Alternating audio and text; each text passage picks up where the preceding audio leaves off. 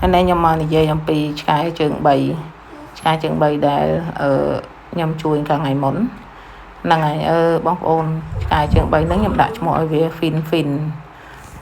hay về miền cồn về tầm card cồn bạn phải mặc hai thì cái nó tha thì bên nơi mà đóng pin càng rồi là ngày bên tái ban pu để quạt nơi lại xuân cái đầm cồn chơi nắng quạt tại đã bài ở về du mà đong về quạt nơi tới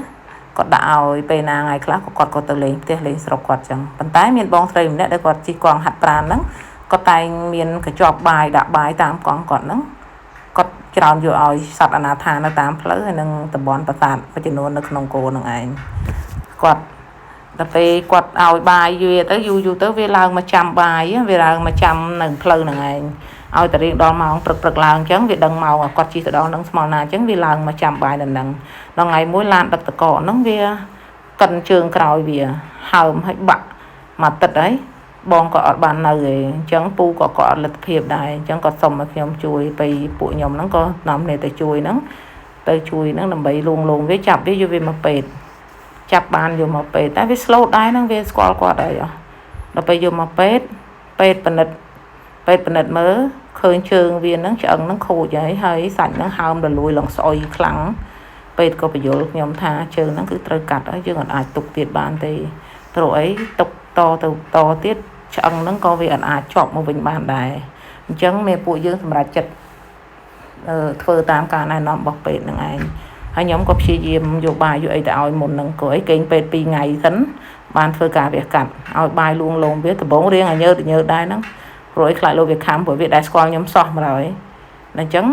យើងចេះឲ្យបាយវាមួយថ្ងៃ2ដងហើយនិយាយមួយវាទៅលោមវាទៅវាទុកចិត្តយើងវាអត់អីទេអត់អីបន្តមកដល់ថ្ងៃ2ថ្ងៃក្រោយបានពេទ្យធ្វើការវះកាត់ប្រើរយៈពេលយូរដែរស្លាប់យូរខ្ញុំសួរគាត់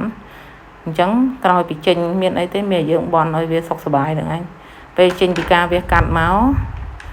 សភាពរបួសហើយនឹងស្ថានភាពវាដូចជាមិនទៅអីទេរបួសរៀងវែងដែរធ្នេវែងខ្ញុំឃើញគាត់បិទបង់ស្អិតហើយសួរគាត់ទៅគាត់ថាដេវែងព្រោះអីទៅកាត់ដល់ភ្លឺកាត់ដល់តាគៀចាហើយវាមានកូន2ដោយសារដោះវាហើមខ្លាំងពេកមួយថ្ងៃក្រោយវាដល់ពេលស្អែកឡើងខ្ញុំក៏សុំពេទ្យឲ្យយកកូនវាមកឲ្យវាបើដើម្បីឲ្យវាស្រកដោះខ្លះកុំឲ្យវាឈឺខ្លាំងពេកកុំឲ្យវាលះដោះដល់ចឹងវាឈឺខ្លាំងពេកក៏យកកូនមកឲ្យបើទៅហើយមានពេលតនេដូចថាថ្ងៃឡើងអីគ្រូពេទ្យក៏នាំវាចេញពីក្រៅត្រង់ហ្នឹងដើម្បីកុំឲ្យវា stress ពេកកាលណានៅក្នុងត្រង់យូរវាអាច stress ដែរធ្វើឲ្យសាច់មួម៉ៅខ្ញុំក៏ព្យាយាមទៅឲ្យបាយវានៅពេលហ្នឹងមួយថ្ងៃម្ដងល្ងាច